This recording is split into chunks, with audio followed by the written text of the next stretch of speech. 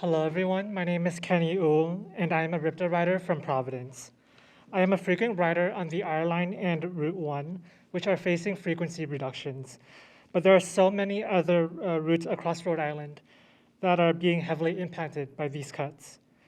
We're really getting down to the wire here. Today is the final day of public hearings, and the RIPTA board will meet tomorrow morning to vote on these proposed cuts. Truth be told, I'm not just here to speak up against cuts to the routes that I frequently use, because these cuts will affect all riders. For instance, many of the students at URI, Providence College, and Bryant University probably aren't on campus right now, so they may not be aware of the possibility of losing daily service on Route 69 and weekend service on Routes 50 and 55. From students to seniors and persons with disabilities, thousands of riders rely on RIPTA to access employment, education, healthcare, and other essential services. These cuts would result in longer wait times. Imagine riders waiting during the extreme cold in the winter months because their bus arrives every 80 minutes on weekends. Truth be told, these cuts wouldn't even be on the table if Governor McKee hadn't shortchanged RIPTA in the first place. The governor is literally throwing riders under the bus, and now he's ignoring RIPTA as it gasps for air.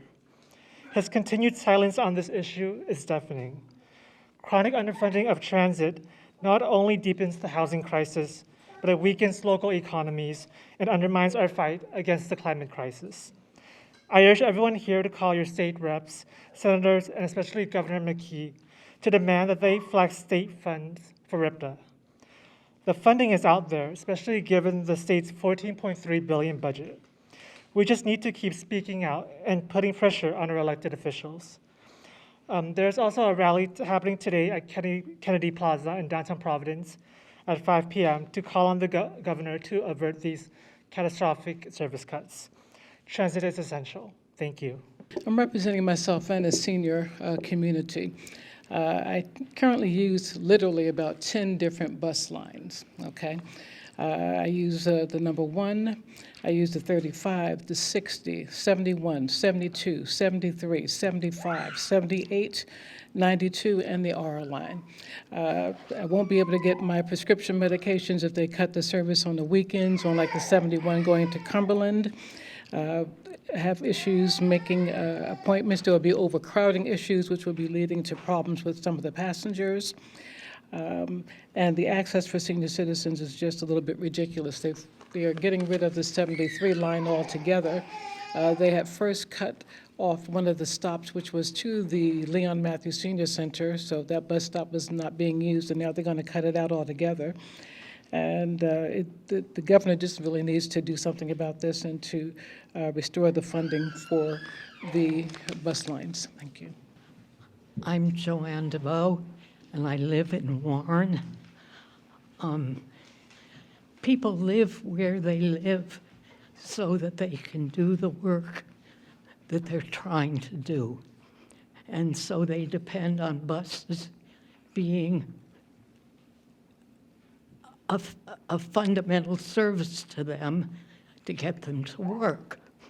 I'm lucky. I'm retired, so I don't have to go to work every day. But I'm getting old. And older people, of course, have more limitations on their ability to drive.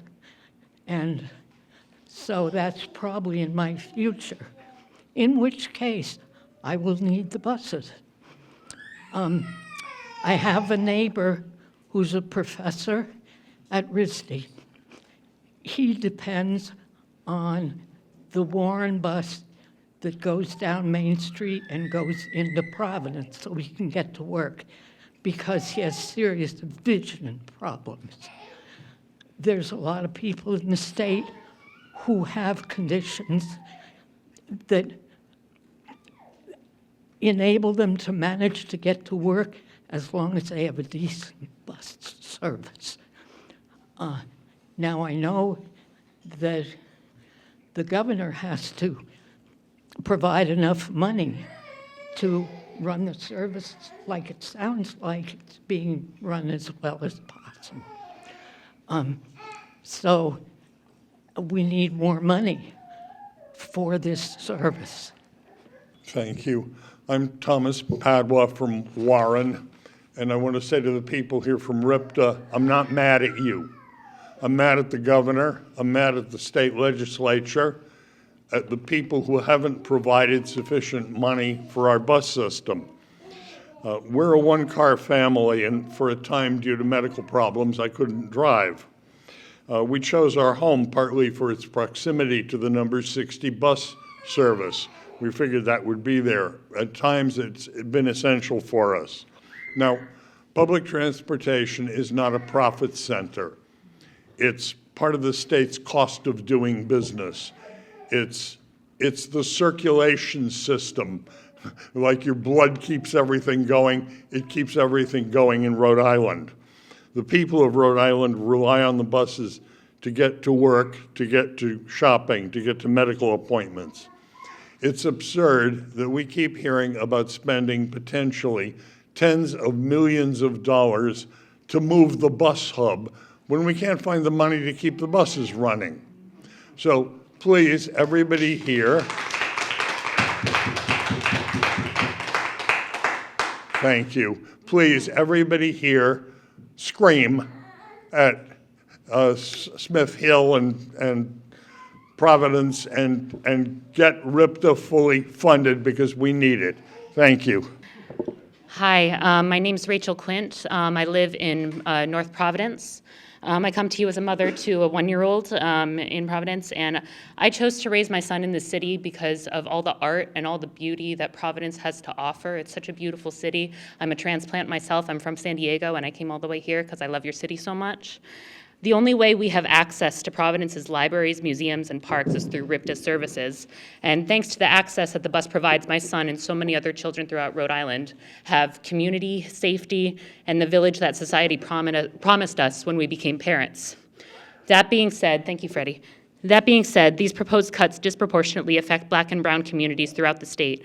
And during a time in our country's history where these communities are being targeted, our job as citizens is to support our neighbors. And Board of Directors, I strongly urge you to not allow these route changes and cuts and instead focus on how you can be reaching more people who need RIPTA. Thank you for your time. Hi, my name is Miles Simmons. I live in Riverside. I work as a veterinary assistant in downtown Providence. Not only do I rely on the 33 to get to and from work every day, but I also use the 1 and many other lines every week to get out of the house, to get to work, to visit family. I and many of the other bus riders I know don't have any other options for sustainable transport. If service is reduced, I won't be taking a ride share, I won't be driving. If I can't get there on the bus, I'm not going. And reducing service, it may cut costs in the short term, but in the long term, it will cut people like me off from both work and leisure. It can only be detrimental to our state and will impact everyone, from passengers and drivers to people like my clients at work who rely on bus riders for essential services. It's the wrong decision, and I hope our state leaders will prioritize keeping RIPTA funded in the future. Hi, thanks for all the comments. They're all great. The first 3 words, what I'd say is RIPTA is an essential public service, and every one of those 3 words is really, really important. It's needed, RIPTA's needed for economic competition because without, we're a very small state, and without a really robust public transportation system, we can't attract companies, and we needed to sustain the revenue for the state because, as one example, Newport generates a lot of income that goes up to the state from tourism. But tourism in Newport can't survive without Bus 60 and without the local buses. And as just personally, I found RIPTA is really critical for public engagement because it gets me up to the State House where I can talk to my legislators, I can testify, I can find out for myself what's going on because it's a 10, 12-minute walk to the State House from Kennedy Plaza. And the other thing is it's so critical for intermodal transport where we have to connect with especially bike routes and bike transport. And that's why there's bike racks, 2 of them on every RIPTA buses, and they've been there for a long time. Just as a PS marketing, on Aquidneck Island, I lived on Aquidneck Island for 45 years, but I'm in Bristol now, and I chose my home because it's on the Bus 60 route. So I've been living on Bus 60, on the route, not on the bus, all my life. On Aquidneck Island, they took away all the bus shelters. I don't know why, but they've been taking them away. So there's no bus shelters, which is really key, to getting people out of their cars and onto a bus route. They didn't market in Newport. If you go and you park at the gateway and you take a bus, you can get a big cut on your parking if you have a bus ticket. But nobody knows that. And I wish they had tried a free bus route when Washington Bridge first was chaotic, and instead of the ferry, trying to make Bus 60 into the city free for the East Bay, even as a trial thing. And thank you for all you're doing. Hello, my name is Myra Paulino, and I'm a Barrington resident. I depend on public transportation, which already limits where I can live and work in Rhode Island. Massachusetts has a millionaire's tax that is raising billions of dollars and is funding school lunches and free buses. Can you imagine what RIPTA can do with that influx of cash? We need more buses, not less. If we had a better public transportation system, more people would ride the buses. It would promote equity, improve commute times and traffic, help protect the environment, and improve high asthma rates. Hi, my name is Randall Rose. I'm a member of the Kennedy Plaza Resilience Coalition, a bus rider group, and I've been passing out these flyers. And I really appreciate everything people have been saying. It's very important. And I see a lot of people really recognize the big picture here. So that's good. The reason why we're having these cuts is not because RIPTA wants them. RIPTA definitely doesn't want to do any of these cuts, but because the state leaders decided not to give RIPTA the money that RIPTA needs. They gave RIPTA $10 million less than RIPTA asked for. And with $10 million less, there's no alternative. There's no alternative. They're going to have to make these huge cuts, which are going to be really bad for people around the state. It'll mean a lot of people are stuck at home. Seniors will be homebound, and people will have trouble getting to work and school and visiting others and shopping and getting to. So it is going to have a lot of bad effects. And I know a lot of the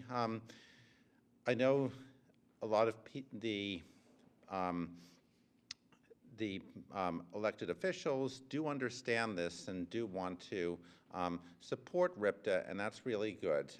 But unfortunately, in this state, the main decisions about funding are not made by RIPTA. They're not made by the ordinary state reps or state senators. They're made by the governor and the House Speaker and the Senate President. Those are the ones who make the real decisions. And those people, they do know that this is important to people. They know that these cuts are going to have some bad effects, but what they do is they like to experiment with shortchanging the money. They try giving less money than something needs, and they see if there's an outcry. If there isn't much outcry, then they don't give any more money. If there is a big backlash, then they restore the money, and that's what they're doing right now. So the way they're doing it with these cuts is going to cause a lot of problems for a lot of people, but I think we just have to let them know this is important. So on this flyer, I did ask for people to contact the governor, contact the House Speaker and the Senate President. Their phone numbers are on here. And I know a lot of people have been calling, but please ask others to call as well, because that's going to make a difference. And it's also good to contact your House representative and your state senator. And there's a link on here to find out who your House rep and state senator are and find their phone number. But when you call your state rep, tell them why buses are important, and also tell them to contact the Speaker of the House and ask the Speaker of the House for enough funding so we don't get bus cuts, so we don't get fare hikes. And when you contact your state senator, tell them to talk to the Senate President and ask the Senate President for funding so we don't get these bus cuts and fare hikes too. So that's what's really going to make the difference. So I'm not sure how long this is going to take because the top leadership of the state decided to put us through this. We may, if these cuts are going through as scheduled, they'll start in September. There is a chance to stop it before then, but they may decide to go ahead with these cuts, in which case we will just have to fight for it next year in the General Assembly. But it's good to keep those calls coming and just make sure all the politicians know this is really important. And I am going to mention there was a vote in the state Senate last month because some senators wanted to restore that $10 million, and a lot of the senators from around here did vote to restore that $10 million, but the vote failed. Senator Felag voted no, Senate President Lawson voted no, the other senators around here voted yes. I do want people to know who voted yes and no on that, because the ones who voted no, I hope they change their mind on this, but it is important. And these it is also good for people to join bus rider groups. There are 3 bus rider groups in the state. They're all good. Rhode Island Transit Riders, Save RIPTA, and the group I'm in, the Kennedy Plaza Resilience Coalition. If you join bus rider groups, then the politicians take us more seriously. So that's another way that you can help as well. So thank you. Yep. Good afternoon. My name is Lorraine Savard. I went to the Pawtucket public hearing. I'm from Center Falls. I used to live in West Barrington, but we moved. I've already said my piece at the other meeting, but, you know, as I'm thinking, not sometimes a good thing, I don't see how the board is going to be able to view all the public comments. So there were 12 times that they had public comments, about an hour each. That's 120 hours. How are they going to view all of these and make a decision by 9:30 tomorrow morning? This is a monumental task to ask this volunteer board to accomplish, unless that is, the decision on these cuts to service have already been made. Okay. It seems to me that I noticed today that all of the fun buses have been cut, you know, to Narragansett, to Newport, on weekends. What the heck? What the heck is that all about? All right. And then one more comment is the temporary disruptions that is going to occur in the very near future, and then in September, that's going to really upset people and confuse them, and, you know, your ridership is going to get hurt. Thank you very much for allowing me to speak. My name is Grant Delgarian. I'm a Providencian. I'm a Rhode Islander. I've been an environmentalist all my life. I've been a transit advocate since �75, which, if you do the math, it's a half a century. I know. And when I first started working on environmental issues, I figured, well, I'll work on them for a couple of years, get them straightened out, I get on with my life. Here we are, a lifetime later.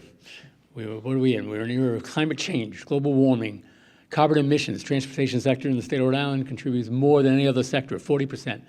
And we're going to cut back RIPTA? This makes no sense at all whatsoever. So, number one, the board of directors tomorrow should say no. Don't cut back anything. Number two, I've suggested to RIPTA a number of years that we need more riders on RIPTA.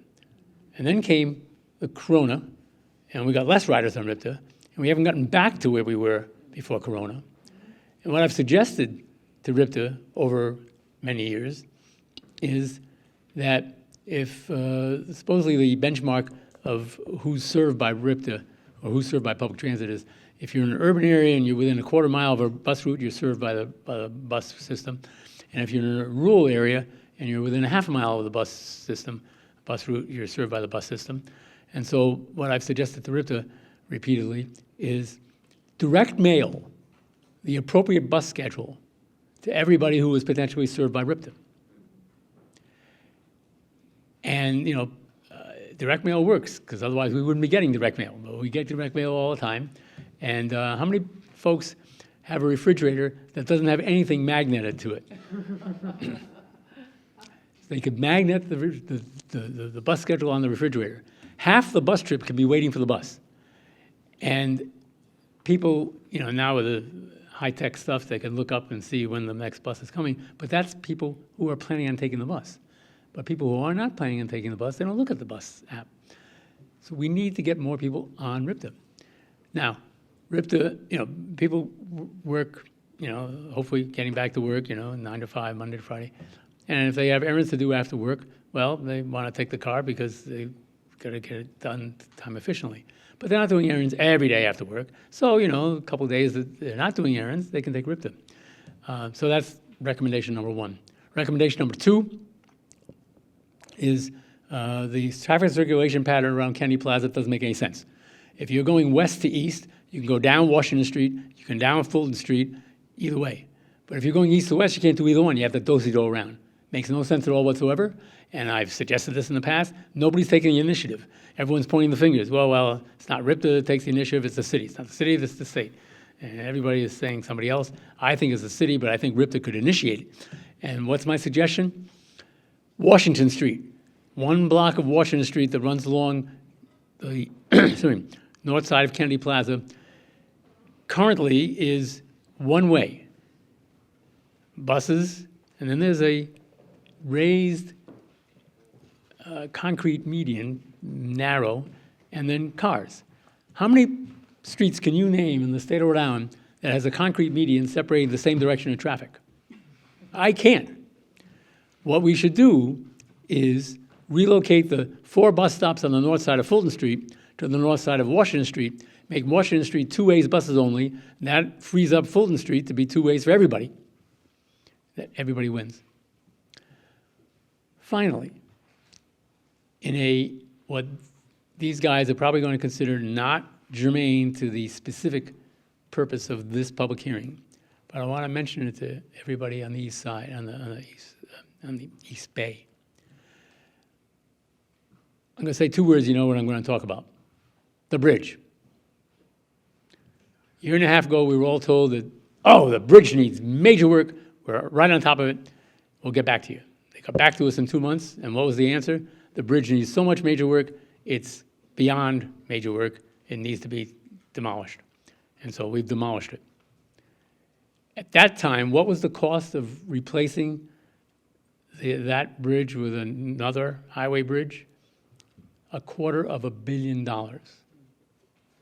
When we enacted environmental laws back in the 70s and created EISs, environmental impact statements, I know, I'll take another minute if that's okay.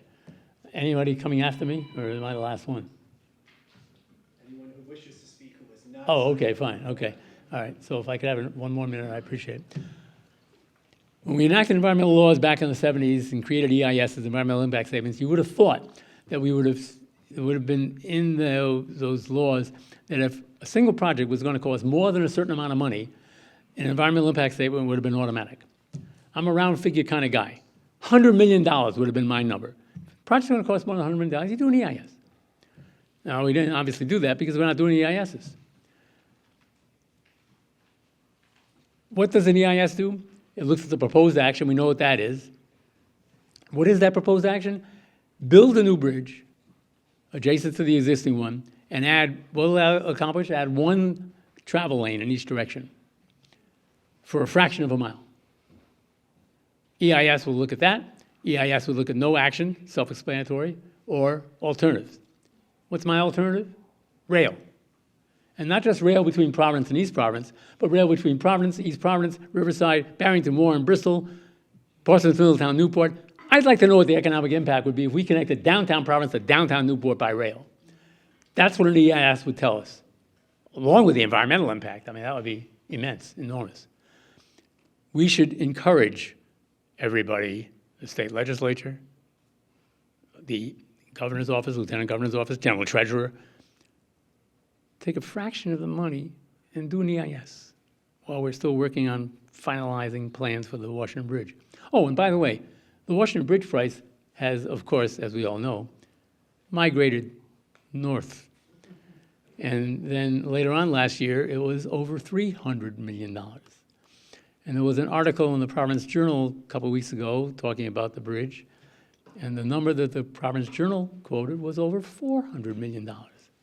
We can't do an EIS for a fraction of a fraction of a fraction of a fraction of a fraction of a percentage of that just to see what the alternatives are. I'm a firm believer the more information we have, better decisions we make. We get the information, get the numbers, sit down, have an informed discussion, conversation, and then decide what we want to do. Anyway, I thank you very much for your time, and I'm happy to answer any questions you might have. I am June Speakman. I live in Warren. I represent District 68, which is half of Bristol and half of Warren. I hear you. Thanks for not being angry at RIPTA, but being angry at the politicians. I appreciate that. I have a question for you, though, that builds on what you asked, which was, can you tell us a little bit about how all of these hours of public testimony will be compiled in the next, I don't know, 6 or 7 hours and presented to the board tomorrow? That feels like a decision process that, as you suggest, might not fully take into account what the public has said. So can you talk a little bit about what you expect the hearing will look like tomorrow? And thank you, by the way, for the all of the public hearings. It's really important. The politicians should always let everyone speak first, right? So I live in Warren, very close to the 60 line. It is essential lifeline to for everything from Providence down to Newport. There are 2 universities on the line, multiple businesses on the line, senior centers on the line. So I know many of you have spoken about other routes. I experienced the 60 personally, as does my family. And again, you cannot have economic development or social interaction or any of the things that all of you have talked about without public transit. So I do urge the board to listen closely to what the public has said and to take into account the really essential services that public transit provides. Thank you.